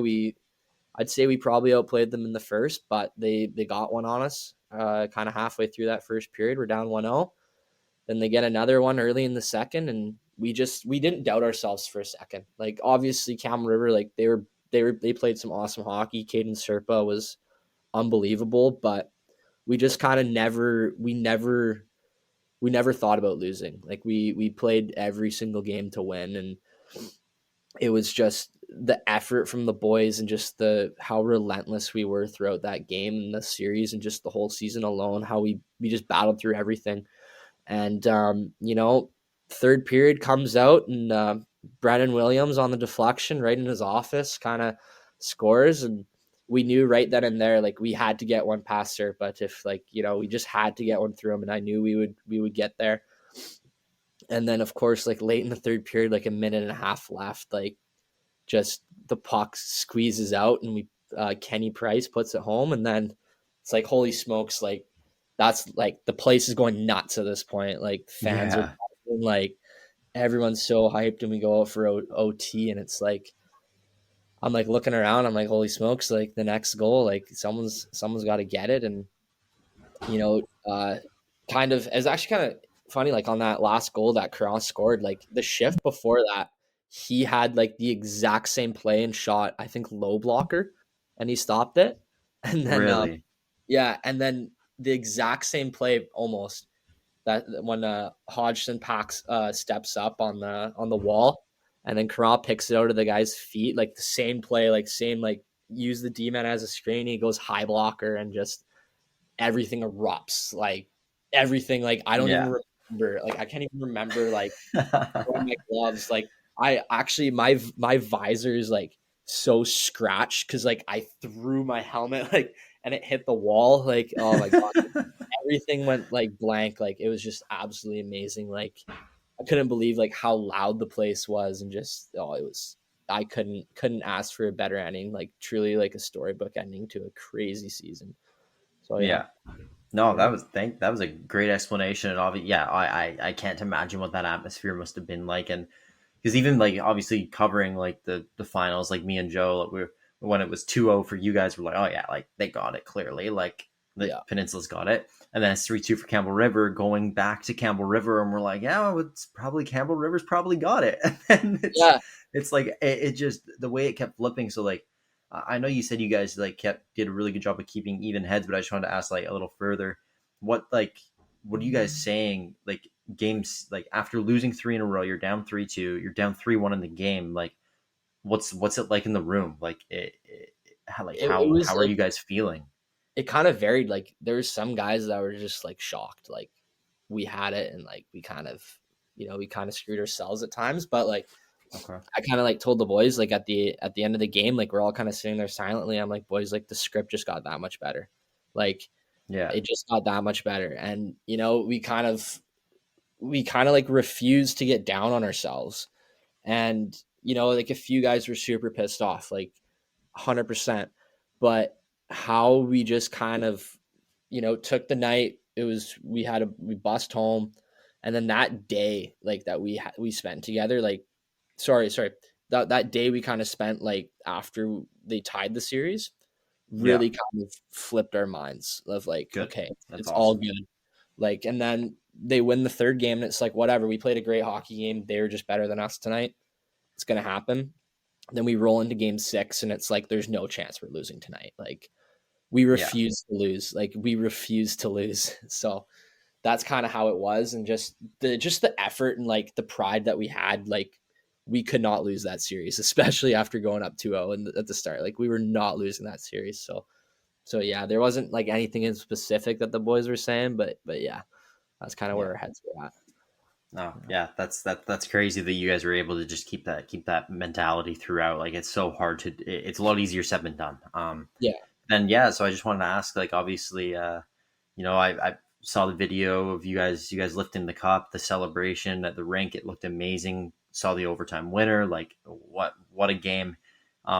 But then I just got to ask about the celebration and afterwards, like in a little more detail, like what did you guys like? What was the whole plan? Like what, you know, what you can say, and if you change your mind about something you say, we can cut it too. But just just give me the rundown on the celebration. The celebration. So like the first win the game, we're on the ice. We were on the ice for a long time after. Like we were probably on the ice like 30-40 minutes after the game. And then we finally get into the room and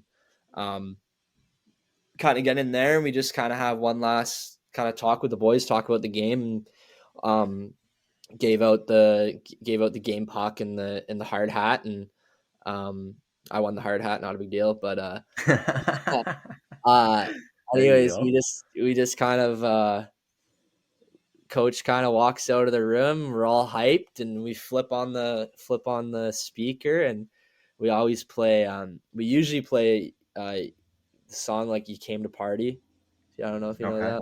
Yeah, I think so. Yeah. So we usually play that one. So, but instead, like our captain put on like We Are the Champions. Nice. And then like some of the boys were kind of like pissed though. It's like, this is not our song. Like what's going on here? And then everyone realized that. So we screamed some lyrics till about 12:30 at night at the arena. Like we were there till probably 12:30, and then kind of came back to my house with a few of the boys, and a few more boys came over, and the next thing you know, the whole team was over at my house actually for quite a while, quite some time. Nice. We were here pretty late and spent most of the day here, and then that night we went over to Risto Ringma's house for another huge party, and just kind of one last time with the boys before some of the boys were catching flights on like Sunday. So it was tough to say goodbye, but just being with that group of guys one last time was super special. And like the celebration, like, oh, it was good. It was good. It sounds amazing. Yeah. Just one more question I got. Sorry, I was just saying, probably shouldn't go too far into detail about the no, for sure. Yeah. So just one more question I got before I kind of open the floor up to you a bit is I just wanted to ask about your coach this year, Tyler Stanton. So I saw he won Coach of the Year, and he actually messaged us the other day and said, "Get a Panther on the next pod." But we had already secured the interview with you, so so he knows it's coming, and it sounds like he's pumped for it. But I just wanted to ask like what impacts he had on you guys and throughout the run, like what was his messages like when you were down and things like that. So like Coach Tyler, like first of all, like you probably won't see many other coaches put in that many hours into a team, whether it's video, individual video. Like he spends so much time at the rink just getting us like organized, like getting jerseys ready, or just like little things like that, prepping video for guys, like making sure we're taken care of. And then of course he's an unbelievable coach, amazing coach. He understands the game so well, and just I really like his strategy and how he kind of goes about it. And His commitment to just working your ass off 24/7, everyone working his ass off 24/7. And, I was super pumped for him to win the coach of the year there at the end of the season. But after the game in the room, we told him like, hey coach, congrats on the coach of the year. And he said, boys, like, I'd much rather have a ring on my finger. And I knew I knew like right there, like, this is a team, like this is the guy that's leading us. Like, he wants this so bad for the boys. Like, he just wants it so bad. And when you have a coach like that, that pushes you to the next level, that wants you to succeed so much, and then to see, the outcome that we had, like, you couldn't be happier for the guy. And obviously he was even happier for us. So, yeah. Oh, that's amazing. And then, just to wrap it up, kind of open the floor up to you a bit. Any all-time stories from your career on or off the ice? Just any stories, doesn't even have to be hockey related, that you got saved up for us. Yeah, no, I got I could go on this for a while. I'll start off with a late Cowichan story from court when I was a rookie. Okay. I won't name any, but I think if any of the boys hear this, they'll know exactly what I'm talking about. So when I was a rookie, we used to like write our fines down on like pieces of paper, and I was my first time ever doing like court or anything like that, right? Because I'm just right out of minor hockey, and so we used to like write our fines down on paper or whatever, and then I get a huge piece of paper this week. I'm like, what the fuck is this? Like, everyone's got these little sticky notes. And he's like, yeah, you're writing a love letter to one of the boys. I was like, oh, what? So I wrote a love letter to this guy on our team. And, oh my God, it was horrible. I like wrote about like, it wasn't like, it was just kind of like, now that I think about it, like, it was honestly kind of weird. I like wrote about like how handsome I thought he was, and just kind of like, this guy, like, he was a pretty jacked guy, and I was like, I just love your muscles, like, I love it, like, and I told him, oh yeah, it was absolutely bizarre, like, it was, I've never heard one like that, like, right? I've never heard that as like a rookie initiation. That's a new one for me. Did that one, and then I got to think of another story for the boys that I can tell. And I can give you boys another Jamie Benn one. That would be, it's kind of funny actually. So okay, yeah, sweet. But yeah, no, the next story I have was back during that COVID season when I was like 16 or so, and everyone was home, and for the winter, like all the boys, even that like played out of town, we were all just kind of hanging out like together. And we were out in Sydney one night, and they were filming a movie out in Sydney, like kind of down in because like in Sydney, like there's like this beautiful like pier, and there's like fancy like hotel and stuff like that. So they're filming this movie, and this was right after one of our practices. So it was kind of in the evening, probably like 6 or 7 o'clock, like just starting to get a little dark. And so we're out there watching them film a movie, and then we're sitting on this bench watching the movie. And there was a liquor store or something like that down the road, or I don't know. Anyways, Jamie Benn walks out kind of near this liquor store. I don't know if he like came out of liquor store because he didn't have any beers on him, but he kind of like walked around the corner, and they're like, oh, you guys are Corey's boys. And there's like this guy kind of like down the road, like around the corner, and he just kind of walks over and just kind of sits down there was like me and a couple buddies. We're just sitting on this bench, and like Jamie Benn just kind of sat down on the bench with the boys and just kind of hung out for a bit, like kind of just bullshitted around, and was like, what was he ripping us about? Oh yeah, he ripped us for like my buddy like didn't have a girlfriend or something like that, and he called him like an ugly fuck, and he was and yeah, no, so that was a pretty funny one time that happened out in Sydney with Jamie Benn. So yeah, that's what I got there. No, that's great. Yeah. That I just still can't believe the whole Jamie Benn thing as a whole. Like that's unbelievable, and for just to like casually see him walking around too, like that's so cool, man. Like super super funny guy, like awesome guy. So yeah, that was too funny. No, that's awesome. Well, that's been an amazing interview. So I think it's unless you got anything else at all, would love to hear it. But if not, I think we'll probably wrap it up there. Yeah, no, I just want to say thanks for having me, boys. It was a fun time. So yeah.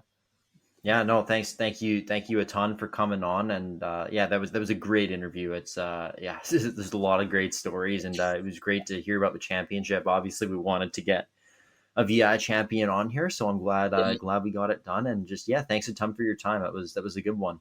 Yeah, no, awesome. Thank you so much for having me. Thank you very much to Mac Fletcher for making the time and coming on for an interview. Obviously, really cool to hear about his career and what it took, for Peninsula to win that championship. An unreal year by the team. And yeah, so just congratulations to him and to the rest of the Peninsula Panthers. To keep on with the VIJHL theme today, we are now going to get into the VIJHL Player Polls. Not only, because we still got a good amount. We got 85 votes for this. So not bad. Do we do our KI post? We're still waiting on the graphics. Oh, okay. But yeah, that'll be out as soon as possible. So yeah, we will be posting the KI results, but yeah, we're just still working out getting all the graphics ready for that. And yeah, so if you're listening to this and you want to know the results of the KI polls, listen to the KI polls episode, and the post will be out soon. So as for the VI, we did our best to try and send it out. Obviously, like we said, we don't have as much of a following from the VI, and it's a bit harder seeing since neither of us played in the league. I got offered in Nanaimo one time. Sorry? I got offered to Nanaimo one time. You got offered to Nanaimo? Yeah, like the Buccaneers or whatever it was called. Really? Yeah. There you way go. back in the day. Back in the day. But yeah, so that's about the only connection to the VI that I have. Fair enough.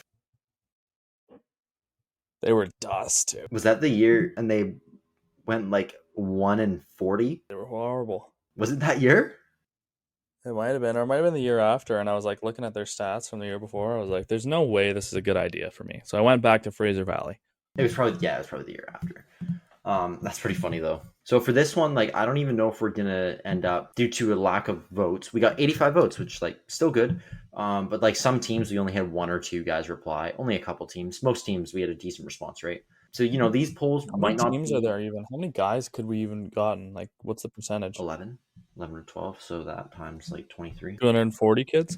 Yeah, maybe like 300. So we got about what, a third of the league? Yeah, we got about a third. You think about it like that, that's not horrible. Yeah, but it's just like a lower number, so like obviously that probably is going to mean that it's slightly less accurate.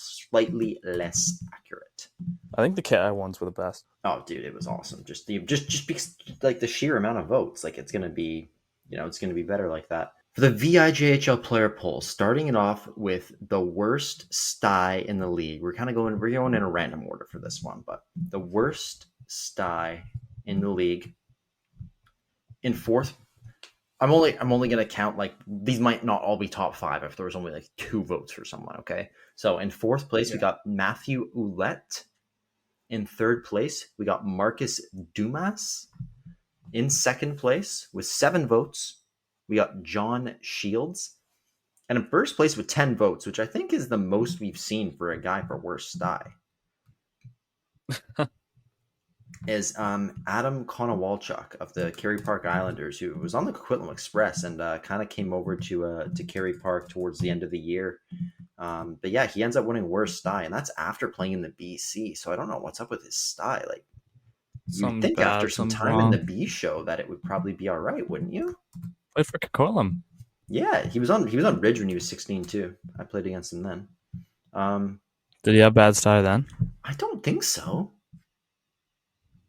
Not that I can remember, at least. Like, maybe he did. We'd have to ask some Ridge guys. Maybe if Ridge wins the Mowat Cup and we'll have another guy from Ridge on, we can ask about Konowalchuk's sty.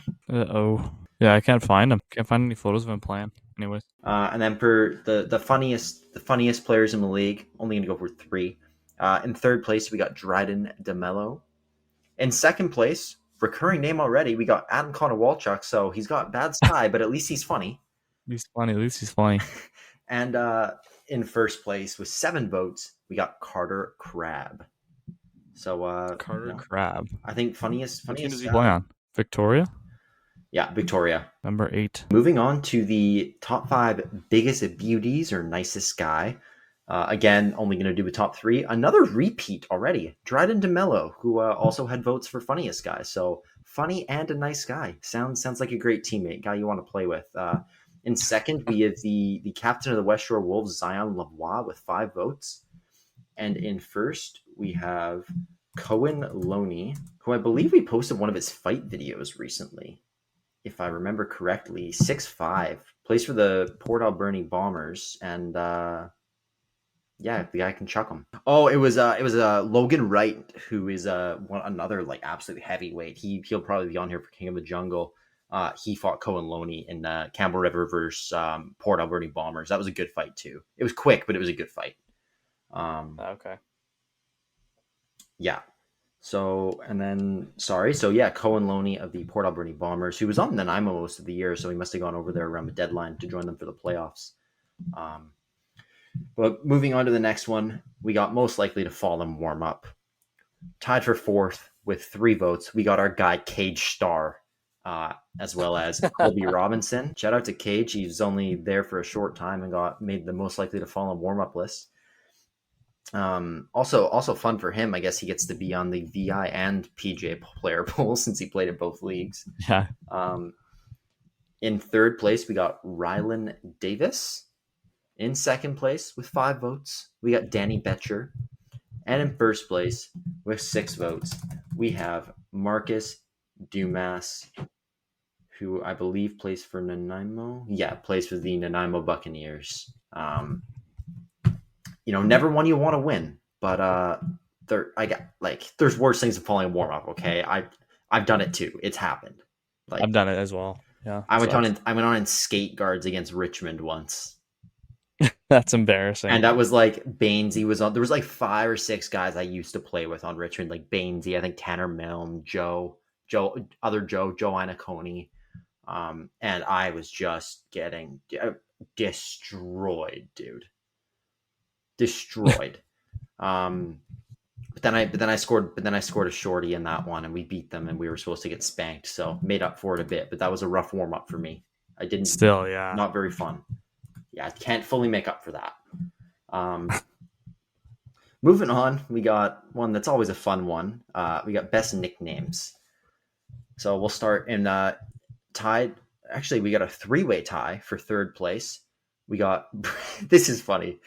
Baden Padzerski with Paz Nasty. So I guess, obviously inspiration taken from Biz Nasty.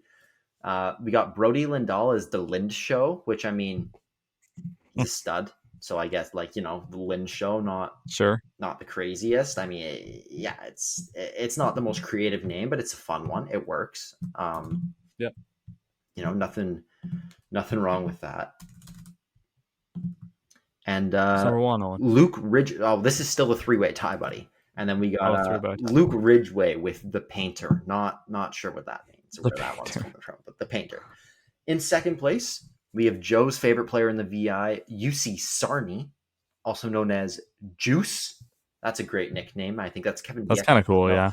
And in first place, that had 4 votes. And in first place with 5 votes, we got Jake Gislason of the Comox Valley Glacier Kings with the nickname Jizz or Jizzy. So maybe not the most good nicknames. Those I think that was the most rounded 5 nicknames we've had though. Like the PJ and the KI had some shitty nicknames. So at least those were all. Rigtard's still the best. Rigtard is still the best by a mile. Though. Nothing's beating the. We got to get that guy on if Grand Forks wins. Rigtard. True, that would be a funny one. Moving on, we got the most underrated player in the league. We got Sean Richards of the Port Alberni Bombers. We have Paz Nasty, Baden Pedzerski in 4th. He's actually in second. There's a 3-way tie for second. With Anthony Wilson, Victoria's captain, who somehow got snubbed from the All-Star game. Like, this guy's a stud.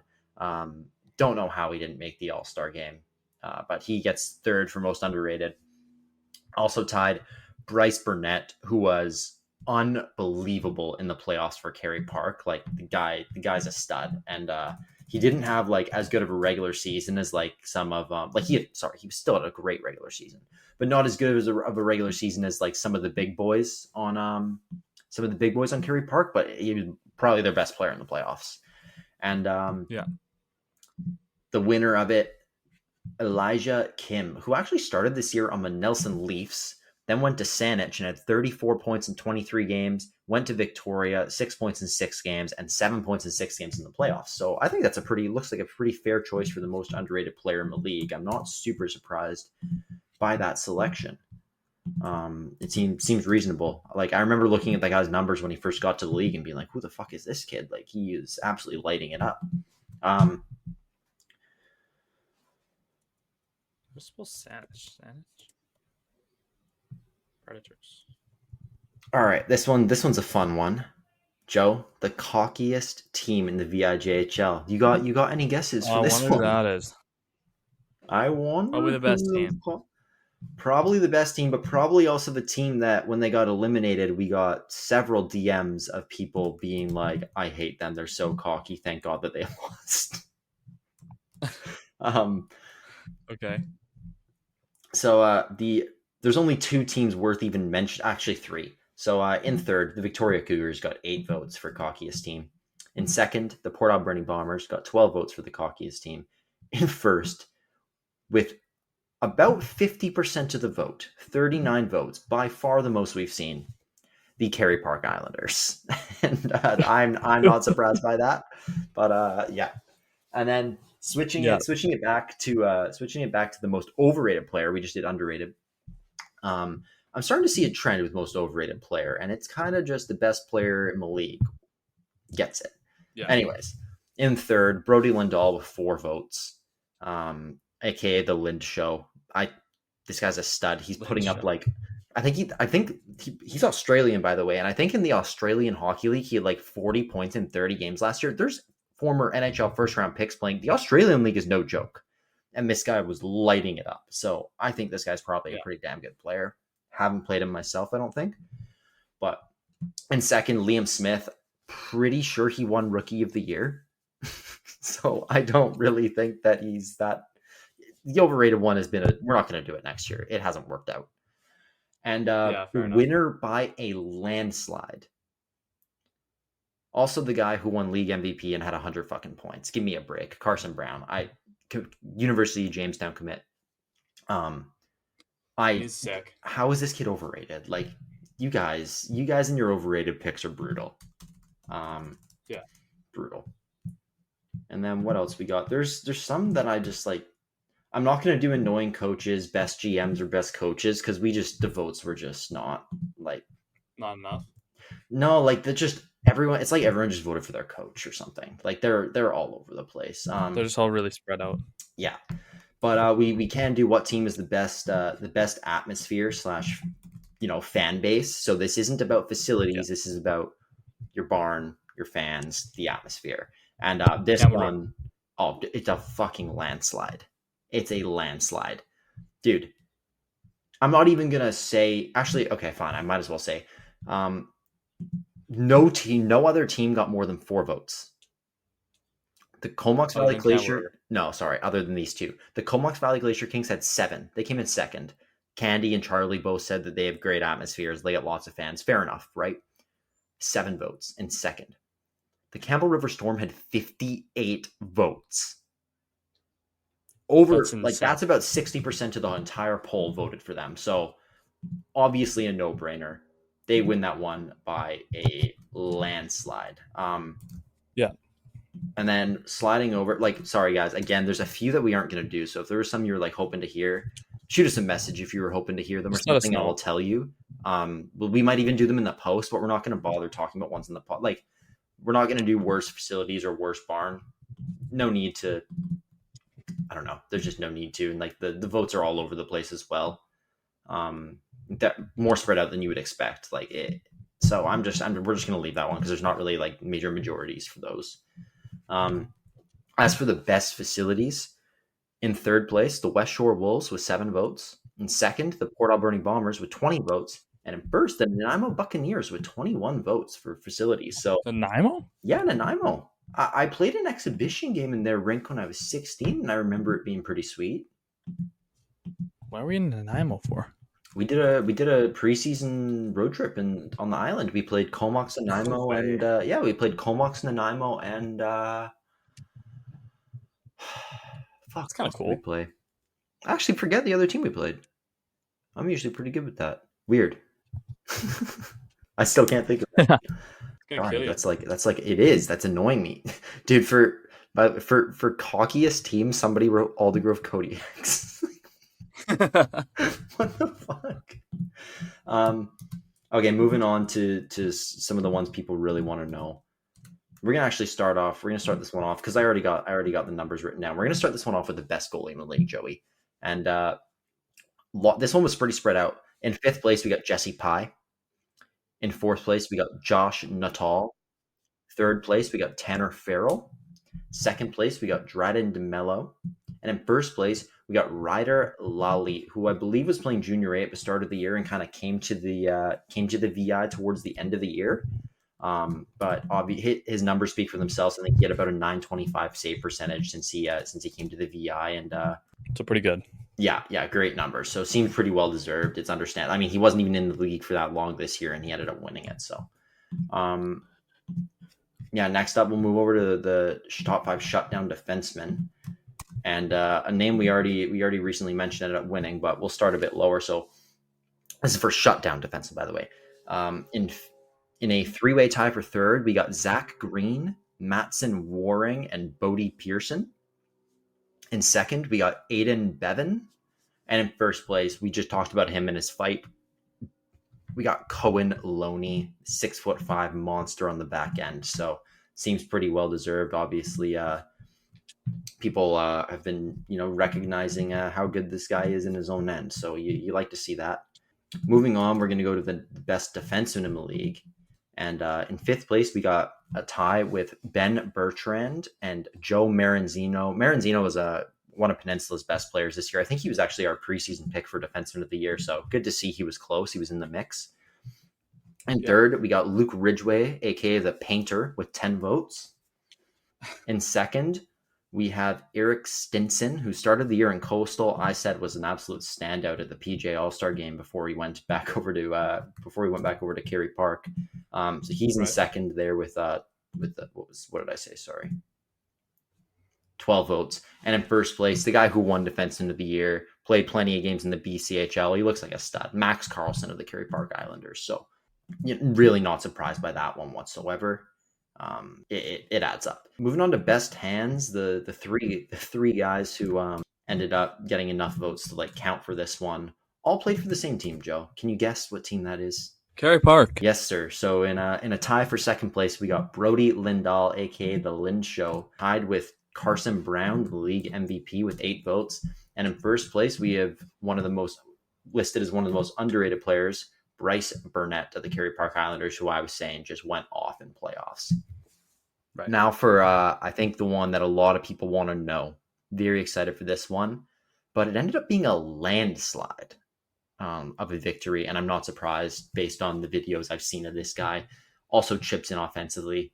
But I guess I might as well. In a tie for 2nd, we once again have Bryce Burnett, who won Best Hands and is also in top 3 for King of the Jungle, which is kind of insane.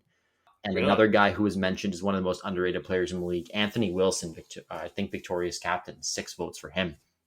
The winner by a landslide, not surprised at all, is Logan Wright of the Campbell River Storm.